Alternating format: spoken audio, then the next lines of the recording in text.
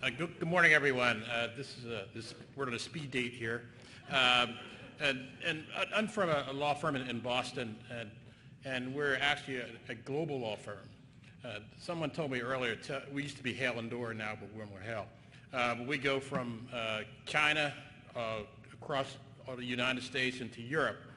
And I tell you that because when we talk about who cares and about making a foundation for your company, it's very important that every company is global.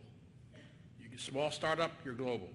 You're trying to sell everywhere. So when you start your company and think about starting your company, that should be the intent.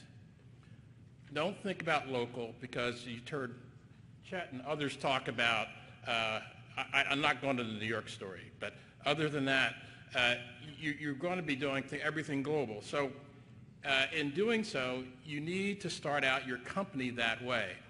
Two aspects we're going to talk about are, one, the IP aspects and the corporate aspects. The first thing is you need to make sure that if you're coming up with some technology, that you are the owner of that technology. There's two questions you have to ask. The first one is, under what umbrella did I create the technology? Was it a university setting, a company setting? Because in each of those, you need to see what the fine print that only lawyers read. That's what you got to look at, because if you're in a university setting and you're a graduate student or a professor, there are rules of what they own and what you own. You need to make sure that you own or have a path to own that technology. Same thing with a company. Every company you come in, if you've been working there before, you have to sign an employee agreement. That employee agreement says anything you invent, we own. So you need to think about this. So you're thinking about, you have a great idea, you got in the shower. You're not singing in the shower. These are scientists. You think about something in the shower, and you write it down. You have a pencil, you write on the wall, and you come up with something new. Is it something that you can say that I own and not under one of these other umbrellas? So if you can say yes to that, that means your ownership. If not, you need to go to those, like a university, they may out-license it to you. But you need to cover those things to make sure you own it.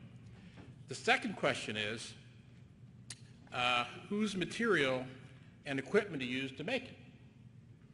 Because you said, well, I didn't really think of it there, but I used all their equipment and things to make it. They may have what's called a shop right. Shop right means that they may have a right to use it in one of these entities, either a university or a company. So that second question, you need to say, no, I use my own stuff. I use my own computer.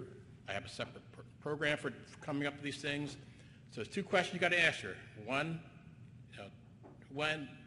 who do I have a path to ownership? Two, do I actually use my own equipment to do it? If you can answer those yes, that puts you in a position to say, I can use that technology to start a company. If you can't say that, don't start a company, because somebody, when you become successful, is going to get it back.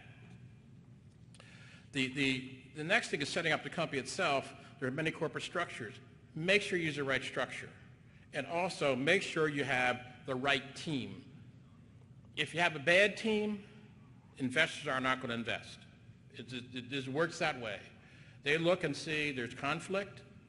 You need to get those things shaken out right from the beginning to make sure that your team is ready to go. And the corporate structure, whether it's an S Corp or a C Corp or LLC, it's going to be the right one for your products and services you're offering. And why do you care about those structures? Because of taxes. Taxes can take away a lot of money and things that you could be doing. After you have your right team and those things in place, make sure you have a CEO. Somebody's in charge. Everybody can't be in charge, and you want to put the right person in charge for the company.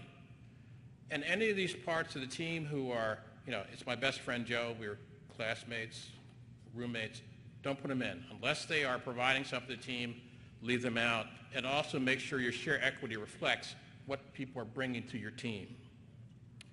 And as you form your company with your IP, you make sure everyone who's in your company puts it into the company.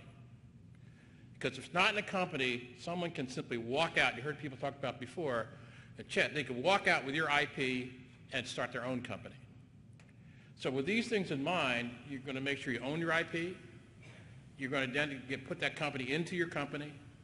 And then you're also going to make sure you have the right team. Then you're going to be prepared to go to the next step and get that investment that's going to take you to the next stage. Thank you.